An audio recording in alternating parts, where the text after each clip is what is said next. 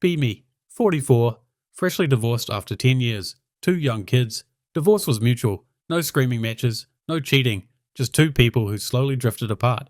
We even did a couple of mediator sessions where we both cried more than expected. 10 years is 10 years, even when both people know it's the right choice. Still have healthy co-parenting, text daily about kids stuff, birthdays together, school events together. Ex-wife jokes we're the most functional couple she knows. After the divorce, spent a year quiet on dad mode, packing lunches, building Lego forts, watching Bluey, occasionally staring at the Tinder icon like it might summon Scarlett Johansson, immediately feel like I'm in a foreign country. Dating used to mean talk to someone at a bar. Now it's a mix of algorithms, prompts, trauma essays. Start dating women between 34 to 48. Weirdly enough, having kids as a middle-aged man makes you more attractive. Something about stability. And after about a dozen dates, a pattern emerges, not scientific, just impossible to ignore. Women with kids are way calmer, normal, patient, schedule aware. They'll say, I can't hang Wednesday, my kid has karate. No panic in their eyes. Women without kids have panic energy, like they're running a race in the Olympic final. Dates feel like job interviews mixed with airport interrogations. The rushing begins. Rapid fire insanity. One woman asked on the first date, how soon would you be open to trying for another baby? Mum, I do not know your last name. I barely know your drink order. It's like they have no time to waste. They cut out the small chat. Within 20 minutes of sitting down, they're asking for your 10-year plan. I went on 4 dates with one woman. She was making plans to take a Christmas photo with my kids. It was October. Not to mention incredibly weird, the only time I actually ghosted someone. I realized that I probably don't want any more kids. It would be easier to date a woman who doesn't want them, or already has some of her own from a previous relationship. But then I matched with one woman who stands out. Sophie, 36, super attractive, had me drooling at my screen, normal seeming, asked questions, didn't interrupt, even joked about her own dating disasters. I thought, finally a normal woman. Oh, sweet summer child.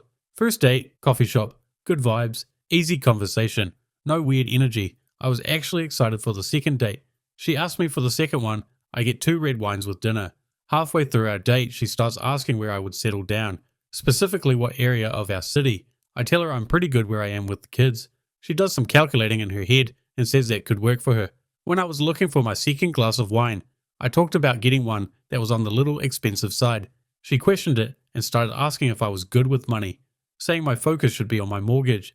There was a list of other questions about future plans. If she asked a couple of them, I probably wouldn't have thought much about it. But because it was 80% of the conversation, it was like she was trying to see if I was fit to settle down with, rather than learning more about me. I already knew this wasn't going anywhere. But then I make a catastrophic mistake. Post-divorce loneliness rolled a crit on me. I go back to her place. I already learned not to do this with women in my late 20s, because they get extremely obsessed after you hook up. Wake up the next morning.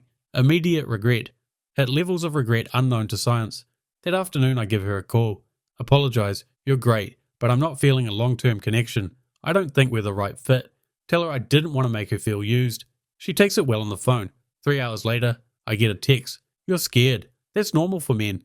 That day she texts 6 times. Next day 11. Day after over 30 times. I responded to the first couple, but then I stopped. My phone looks like a telethon hotline. The tone changes. She's not angry. She's convinced that we are soulmates, that I just need to work through my emotional blockages. She sends novel-length messages, actual multi-paragraph essays. All of our future plans line up. I can help you be better with your money. I'll be good for you.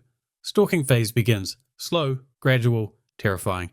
Likes every single Instagram photo I had. I had barely opened the app all month. I immediately blocked her. Over the next few months, it ramps up. My ex-wife sends me a screenshot. Who is this woman? She liked my pregnancy photo from 2011. Oh God. Sends me a 4-page PDF to my work email titled Why We're a Good Fit. Makes a brand new Instagram account to message me and follow me. Sends a voice note nearly 7 minutes long, talking about how she dreamed of our future children. I already have future children. They exist. They are in my back seat asking for McNuggets. Messages my brother, telling him that she's worried about me. I think Anon might be depressed and needs help. Brother sends me a screenshot and asks me if I'm fine. He sounds concerned in the message, which is unlike him. Have to explain. It's some crazy stalker women. After my brother and ex-wife both advised me to go to the police, I sent her a message. By the way, I never responded to anything she said. Told her I'm going to file a restraining order. Didn't hear anything from her for 2 weeks. Then she shows up at that coffee shop again by my work. Honestly, I have no clue how long she waits there. but this time she comes right up to talk to me. Didn't recognize her at all because she had very little makeup on. She looked like a completely different person. All this time I thought I had this hot baddie stalking me, despite it being scary for me and my children. It definitely was stroking my ego, but after seeing her natural face, I realized I had to put an end to it all. I shut her down. I made a big scene, told her I'm filing a restraining order, and I did. That did stop it entirely. It's been well over a year. Haven't seen her or got contact from her. Also, I haven't dated since. Partially from trauma. Also partially from realizing I potentially put my kids in danger by not stopping it sooner. I don't want to be a terrible father. I can admit I made a poor choice there. Now I can definitely only date women with children. Women pushing 40 with no children are mentally insane. I know because I dated a few. She was definitely an extreme case, but you can see the twitch in the eye in the others. They'll do anything or say anything to lock you down. Also, there was one woman who was looking for a potential sperm donor. Not sure why she wasn't going through the normal ways. Was a very odd first date conversation. She was trying to convince me we would just hook up.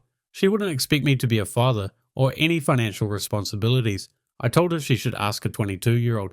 They might be dumb enough.